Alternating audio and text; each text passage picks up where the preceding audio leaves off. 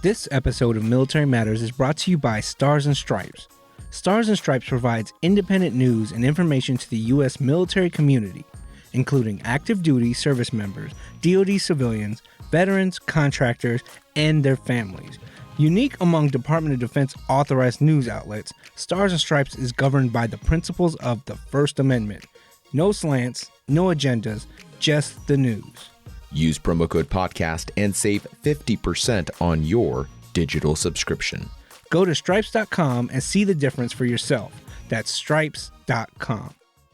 When your orders come in and it's time to make a plan to move or store your personally owned vehicle, International Auto Logistics is here as the #1 resource for U.S. service members' POV needs. Just use their website to get started at www.pcsmypov.com to get all of the information you'll need on storing and picking up your vehicle. Or check out the just launched IAL mobile app. Just search for PCS My POV in the Apple Store or on Google Play. I'm Rod Rodriguez. I'm Desmon Farris. This is Military Matters. The early 2000s gave us a lot of today's conveniences and technology that can feel like it's always been there. It's kind of hard to imagine a world where you can't instant message someone or read a political rant and either like it or ignore it. Facebook and Instagram gave rise not only to shared memes, public selfies, and pictures of someone's meal, it also opened up a whole new world for influencers.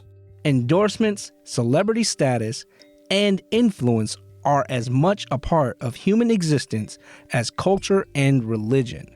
Whatever a society values, there will be someone sought to promote it.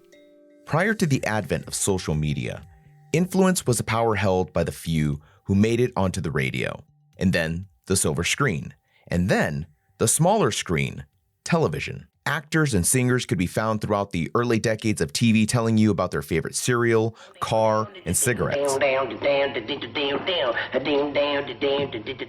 Sammy Davis Jr. even did a commercial where all he did was make up a beat with his mouth for 55 seconds, and the only word he says is at the end. Centauri. He said the name of the Japanese whiskey he was promoting, and that was the commercial. Then social media happened, and everything changed. Now, every day, normal people outside of the Hollywood sphere had the potential to gain the attention of millions of followers and fans of their social media page. A recent Nielsen survey found that 92% of consumers trust online word-of-mouth recommendations. 70% of teens surveyed trust influencers more than traditional celebrities. And I'll throw one more stat at you. 85% of chief marketing officers believe that influencer marketing is critical to their future success. Veterans and service members are becoming increasingly more visible on YouTube, Facebook, Instagram, TikTok. They're doing everything from funny skits, political rants, showing off their physiques, to lip syncing and dancing.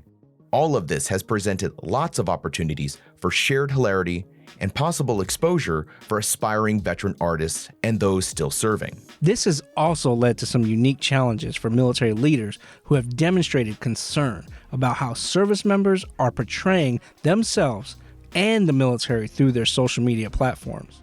In this episode, we're talking about the rise of the veteran influencer. What's it like to be the face of one of the most well-known veteran-owned businesses? How being Facebook famous might have saved an influencer's life, and why you should think twice before you decide you want to be an influencer. Here at Black Rifle Coffee Company, we offer premium, fresh roasted coffee delivered straight to your door.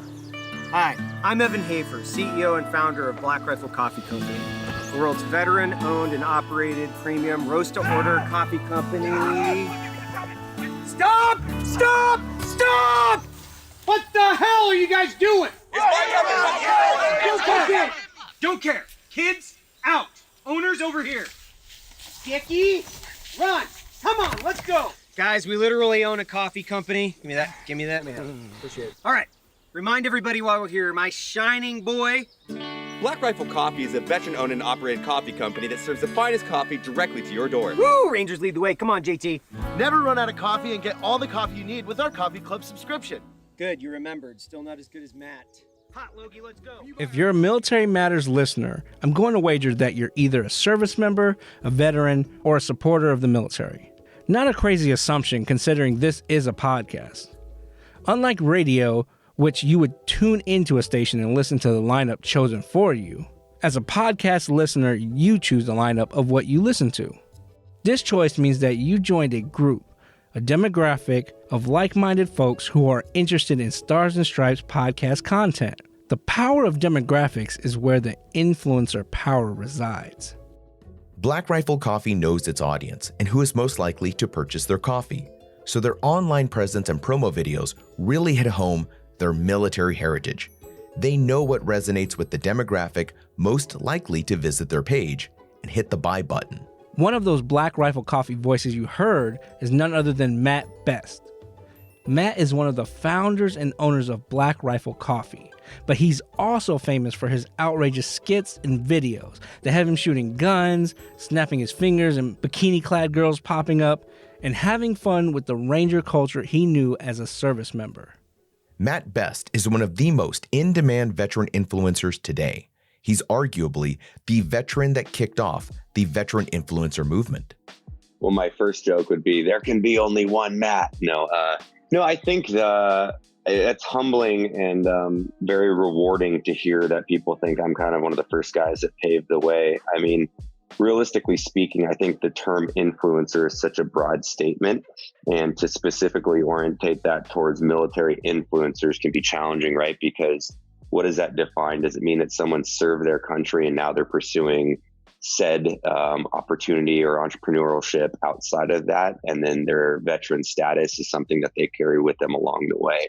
I never set out to be a quote unquote influencer or a public figure. It just kind of happened. And when I started releasing videos like how to be an operator and Army Ranger versus Navy SEAL, I think such people got community engagement through that. And, oh my God, I say the F word like this and all of that. And it was a different lens on the military experience that hadn't been seen before. And I think through my journey, there's been good and bad that has come out of that, right? Because hypothetically, I'm sure there's plenty of people actually that disagree with my style of content. And so the last thing you'd want is for people to believe that the military community lives in the narrative that I create, right? I am one segment of that community, and it's a hyper diverse community of every color, every race, every sexual preference in the military. And I speak for a small segment of it. And all I really do is speak for it for myself. But with that said, yeah, it's been a really entertaining road to see a lot of community growth through it. And I hope awareness and understanding of what the military experience is. Being a trailblazer is great. You get to be the first one to reach your audience. Your brand has a much better chance at survival and success, but there are challenges unique to being the most visible and most widely regarded veteran influencer. Something that I didn't realize because I was kind of caught up in what I was doing day to day was the lens that I would be under. And I'm actually surprisingly an introvert. I kind of have a gregarious personality that, likes to make a room laugh, but I really like to be alone and be in my own thoughts and create. So that for me has been a massive challenge. And moreover, I think that there is a stigma associated with being a public figure in the veteran community, that people have hyper unrealistic expectations on what you should and shouldn't be doing. But I mean, I think that's for everybody, right? No matter if you're in film, an artist, an author, there's an expectation of what people want to mold you into. But as long as you stay true to yourself and you're a good human, I think it's all worth it. And seeing kind of the things that we've been able to accomplish in the community and with nonprofits and changing people's lives, all of it's worth it. I mean, I can handle the I'm a douchebag, he's an idiot, I hate that guy comments. Those are just face value statements with no substance because they've never met me in person. It is important to note that Matt has done all of his social media work, his skits, and establishing his coffee company as a veteran. He didn't have to worry about his chain of command scrutinizing his every move. There's some active duty service members who have been criticized for making skits and talking politics while in uniform in their social media. When I served in 2nd Ranger Battalion, there is no way my platoon, team leader, squad leader, or even when I was team leader, would have ever allowed for me to go on a political rant. And I don't know the dynamics and the culture right now of active military, but it is interesting to see. And I think that people have to be severely careful with that, because not only is it a reflection of their own statements and their own personality, but it does make people from that third and fourth order effect believe that the culture of the military is specifically orientated towards our thought process based off of them having a platform. So there's a lot of responsibility that comes with being so loud. Matt Best became a household name in the veteran space through his videos, but he's also an actor and recently became a best-selling author.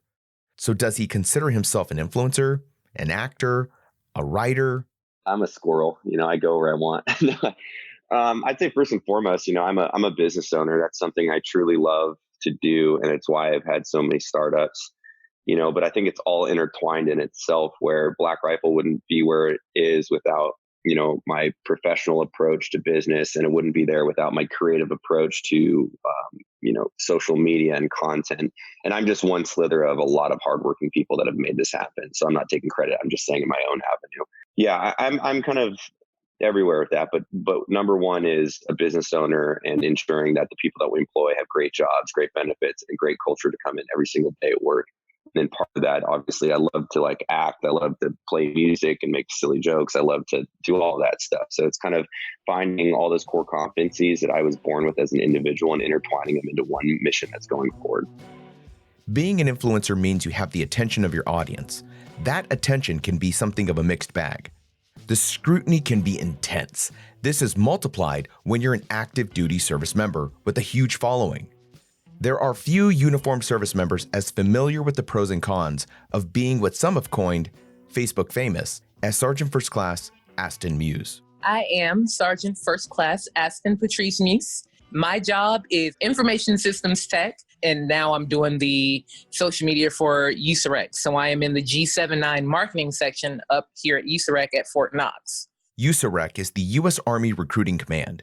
She's helping the Army do what she did with her Facebook page, where she started posting funny skits based on her experience as a former drill sergeant and NCO. I am Facebook famous, yes. I do little videos about different situations that people can relate to, like anybody can relate to someone being late for staff duty or CQ, or anybody can relate to having to take off all of the protective gear when you're doing PT out in the cold weather, or, people just all around just doing silly things in the military,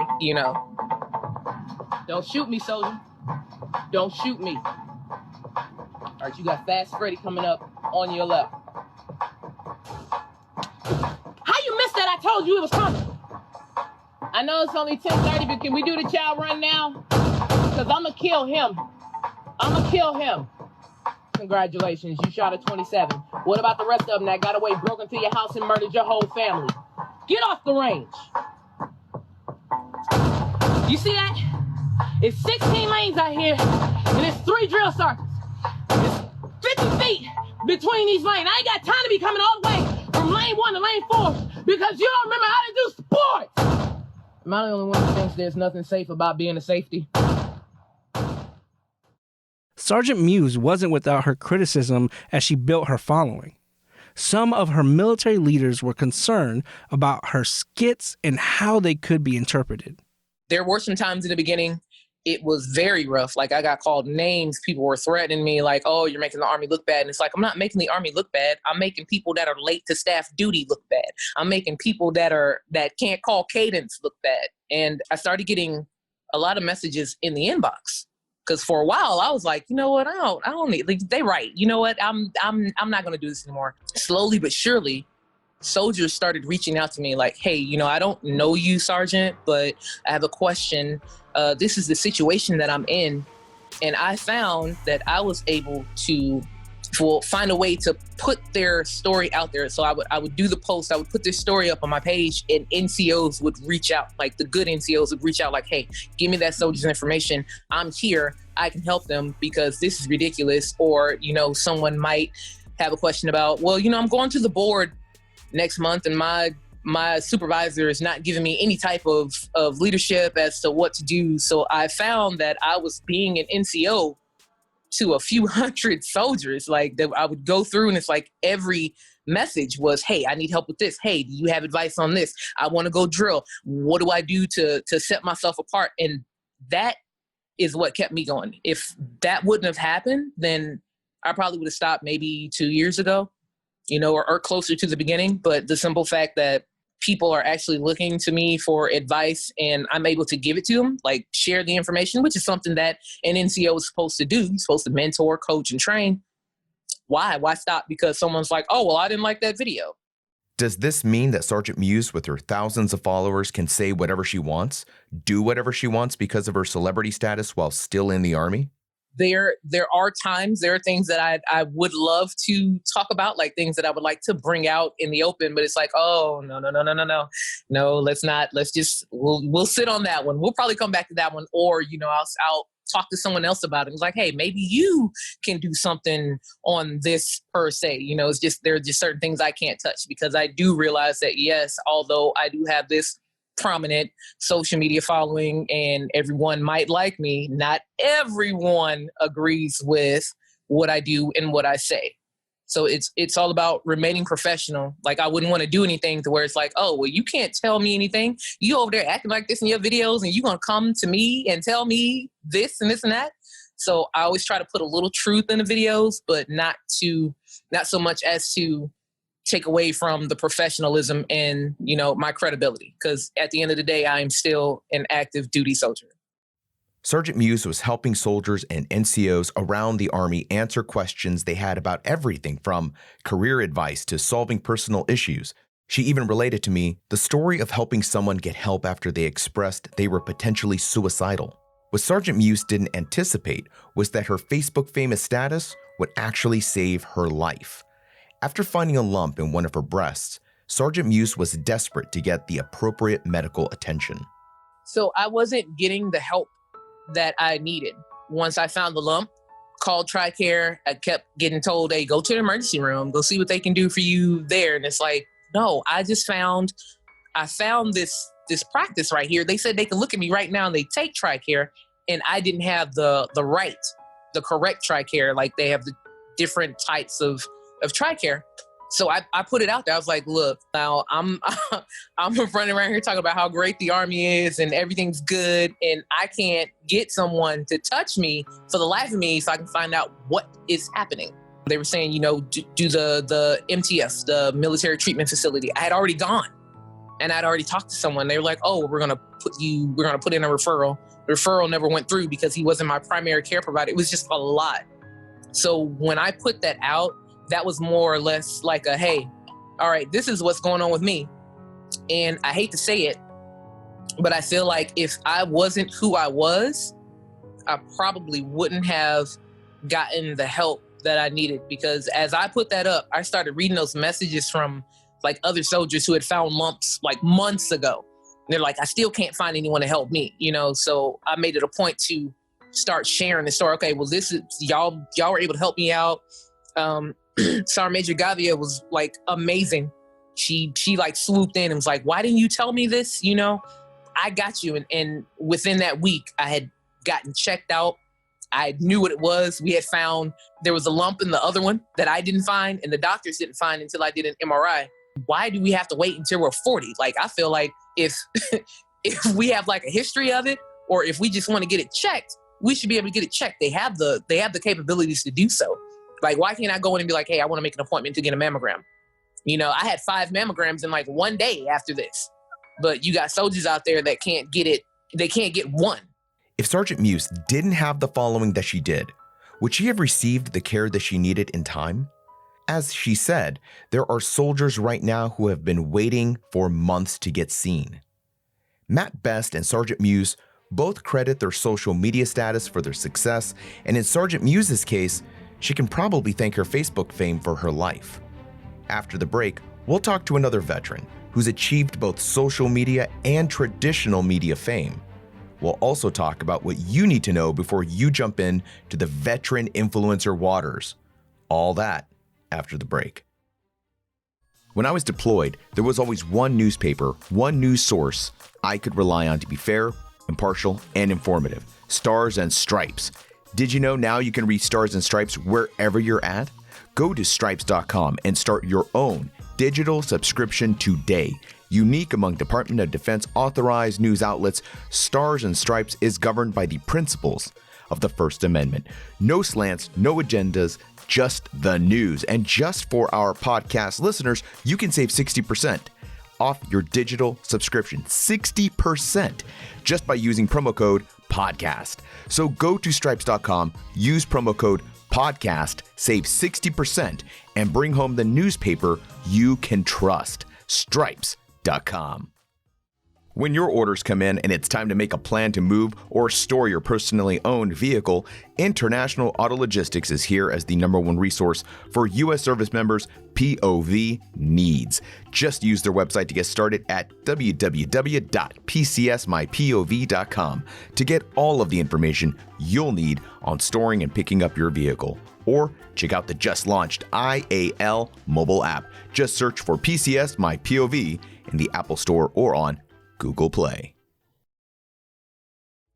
Despite having a podcast, the truth is no one is stopping me or Rod on the streets and saying, "Hey, don't I know you from Military Matters?" As cool as that may sound at first, there's a level of apprehension to that level of exposure that Rod and I are both aware of. Fame has always come with a price. At least that's what they say in the movies. So we wanted to talk with someone in the veteran space who deals with this kind of fame or notoriety that aspiring veteran influencers are looking to achieve. My name is Jennifer Marshall. I served in the U.S. Navy for 5 years, and now I work as a host and actress in Los Angeles. I would say they probably know me from hosting my own show on the CW called Mysteries Decoded, or they know me as Max's mom in Stranger Things, or they know me as Lieutenant Colonel Bailey in Hawaii Five-0. I wanted to know, what did being an influencer mean to someone who's already been working in traditional media? I think the word influencer has gotten kind of a bad rap with, certain reality TV people plugging like hashtag skinny tea or hashtag, whatever product it is that they can make money off of from a plug. I think as far as the veteran community, veteran influencer, I think that's a good thing because I think we deserve to have representation. And to many people, the only vet that they know is kind of their grandfather from World War II. So if we can show civilians, this is who we are, we're just a microcosm of society, we exist, I think it's great. Jennifer maintains a balance between her social media life, her traditional media life, and her personal life. We asked her about trying to use social media as a platform for breaking into the world of entertainment, especially for active duty influencers. I just think it's ballsy. I really do. This wasn't available when I was in, we didn't have social media when I was in, but I don't know if I would have gone that route just because then all eyes are on you and you kind of have a chain of command that, wants to nail you to the wall for whatever you do. So I think it's different when it's something that's dramatic, that has a little bit more leeway because it's like, oh, we're trying to show the general public how life is or how, a military funeral is or how it is serving. But I think comedy that gives, the chain of command it just gives them a lot more to be upset about or offended about. So let's be real. When you have a chain of command and you're dealing with 05s and 06s and you're, senior enlisted leader, what we find funny, they're probably not going to find funny. So it's really a roll of the dice. And that's not to say I don't find it funny or I don't applaud them. I do. I think, I think some of the stuff is really, really great.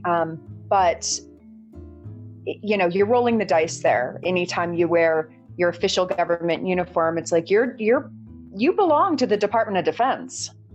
So unfortunately, but that's just how it is. Being an influencer means putting yourself in a spotlight, intentionally highlighting yourself. The lucrative part of the whole thing comes in advertisements and endorsements. As we said earlier, chief marketing officers see influencer marketing as a huge part of their strategy to making their products successful. But at what price for the influencer? What if that means sacrificing your morals or ethics? Or simply being someone that you aren't in order to get the number of followers that would make you marketable for sponsorships and endorsements? I asked Jennifer if she ever struggles with being real as an influencer. No, I never feel like that because I am just me, and I do lose followers because of it. I mean, there are sometimes I log in and I'll post something that's not so glamorous or whatever, and I'll be like, well, okay. And then, I'll post something that's like a throwback from when I used to model or something like that, and it'll get, double or triple the likes and I'll get followers. So I realize that it's sort of this environment where people, they kind of want to see this curated life and they want to see everything that's perfect. But, even after I posted about one of my best friends from high school recently passed away, and we went to his funeral, and it was hard. It was really, really hard. And I think I lost, 5 or 10 followers from that. So you just don't know why people are unfollowing. And honestly, you can't care.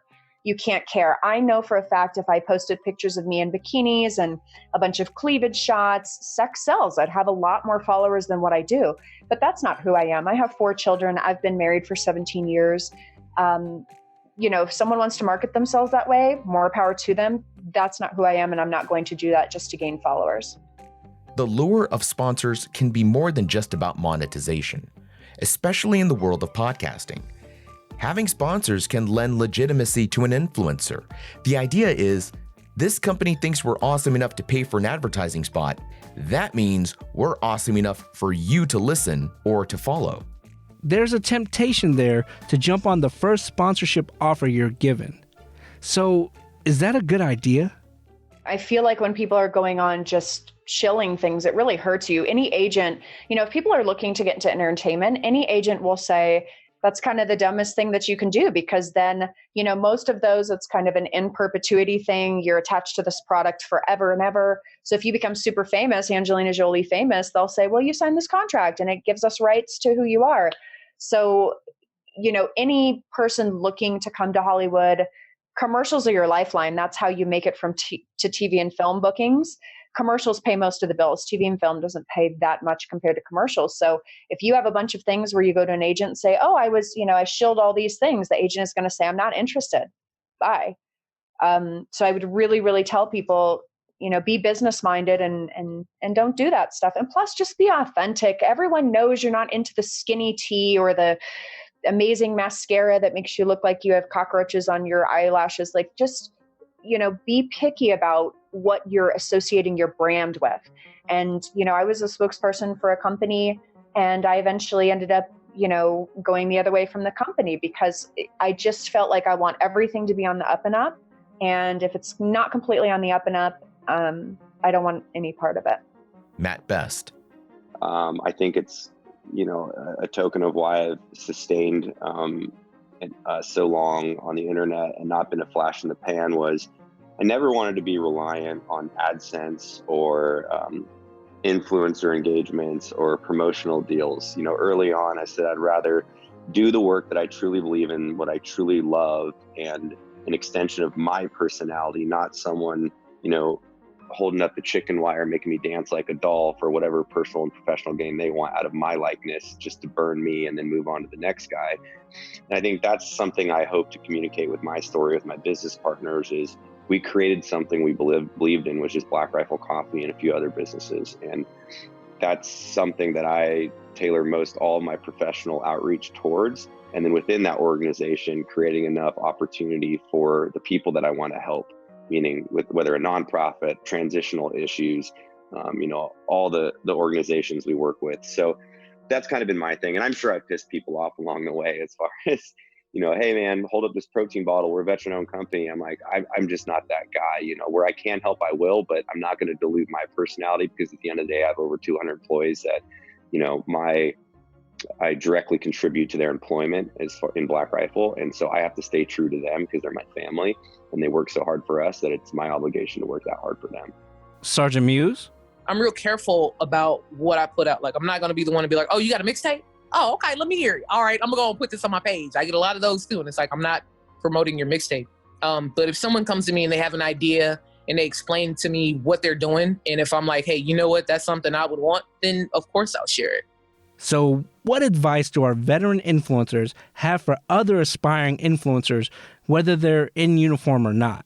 I would just say stay true to what you believe in your art form and your mission. I think the world's a weird place, and the bigger you get, the more popular you get. People see dollar signs and engagement, and they'll try to tailor and conform you to whatever they want for their own self-benefit. So just stay true to what you believe in. And really, I think the main goal in life is to be happy. And if you love what you do every single day and you're passionate about it, then just chase that and success will come with it. I think often people define what society constructs as happiness or success. Just do what you want to do, and I'd rather make less money and do what I love every single day than be a millionaire and freaking hate what I do. Sergeant Muse. So I would say if you're thinking about doing like little skits and stuff, keep it professional. Remember that you are active duty. You can get in trouble for it, like, if you abuse it. So don't just go on there, just cussing and fussing and then making a scene. Try to keep it as super professional as possible. Like, don't go on talking about your chain of command. Just, I don't know, be careful. Definitely be careful.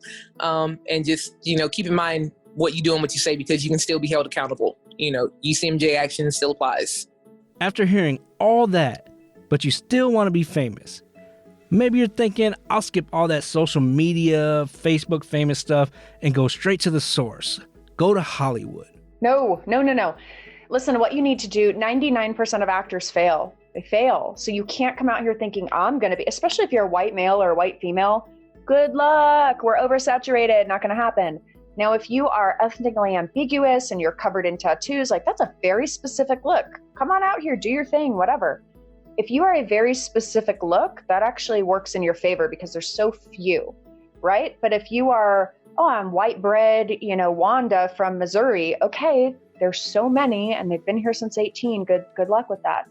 I'm 6 feet tall with red hair. Yes, I'm a white female, but I'm 6 feet tall with red hair. So directors and producers either say, ooh, we love that, or they go, ugh, no.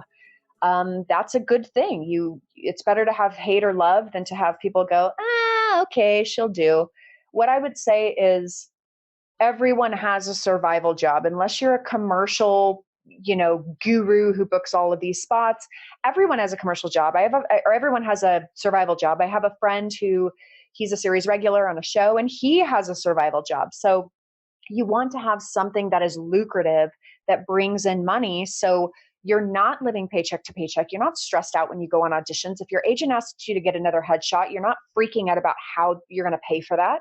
I have friends out here who literally have, 30 cents in their checking account. I don't know how people live like that. I could never do that. I also have friends who are vets. They come out here and they're like, I'm going to spend my GI Bill at this acting school. I don't recommend doing that. You have to have something to fall back on. And, people say, if you have something to fall back on, you won't chase the dream 100%. Yes, you will. It just depends on the type of person you are. What I would say is, have your backup plan. My degrees are in international politics, Spanish, and administration of justice. All of those things bring depth to my roles when I'm playing, someone from the State Department, a lawyer, a police officer. I pull from all that knowledge, and that's what you want. You don't want to be an actor who comes here and they say, what do you do? An actor. What's your hobby? Acting. What's your background in acting? Boring. Nobody cares. They want to know what makes you different. There is a slew of famous actors, singers, comedians. Every aspect of the world of entertainment has been touched by a veteran or service member. Social media is just one of the newest platforms for artists to express their creativity. It's no wonder that in a world of Jake Pauls, PewDiePies, Jenna Marbles, we have our Matt Best, Sergeant Muse, and Jennifer Marshalls. And there are tons more veteran influencers out there like Yusha Thomas, Drew Hernandez, John Burke, and the folks at the ever-controversial Vet TV. At the end of the day, a veteran influencer should view themselves as an entrepreneur.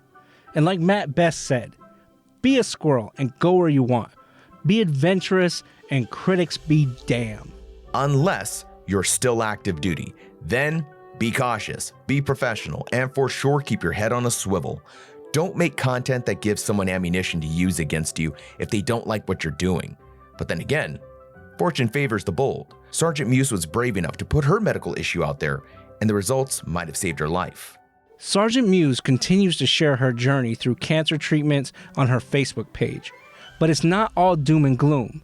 She's also putting up hilarious videos, teaming up with other influencers, and will hopefully show the Army how it's done.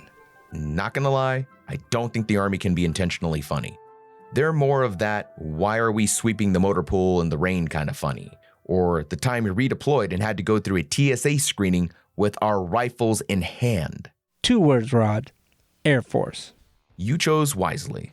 Folks, Des made a great choice, and so can you. Choose Stars and Stripes for your digital news. Federally mandated to be fair and unbiased. We're living in a world where newspapers are owned by politically motivated billionaires. Not Stars and Stripes. Definitely, for sure, no billionaires here. Don't believe me? Just check out the budget cuts. Come on, dude. Too soon. Use promo code PODCAST and get 50% off your subscription to Stars and Stripes. Go to stripes.com and enter promo code PODCAST. In case you didn't know, Stars and Stripes is on the chopping block for those budget cuts, folks. So hit up your congressperson and let them know Stars and Stripes is your news source. It's America's news. It's in the name, folks. Stars and Stripes. They were there for me in OIF 1. I didn't see the Wall Street Journal being handed out to service members for free. Just saying. They were there for us. Now, we're going to be there for them. Support Stars and Stripes today. Rod, is Wall Street Journal going to sue us for saying that? Not worried. It's the coronavirus apocalypse. We'll duke it out in the Mad Max wastelands. I'm Rod Rodriguez. I'm Desmon Farris. This was Military Matters. Follow us on Twitter at stripesmmpod. That's Stripes Mike Pod. I'm also on Twitter at rodpodrod. And you can find Desmon at dpodfarris. All of those links will be in the show notes. This episode was written and produced by myself, Rod Rodriguez. Additional production assistance by Desmon Farris. Executive produced by Benjamin Bateman. This was a Stars and Stripes production. We'll see you at the next episode. When your orders come in and it's time to make a plan to move or store your personally owned vehicle, International Auto Logistics is here as the #1 resource for U.S. service members' POV needs.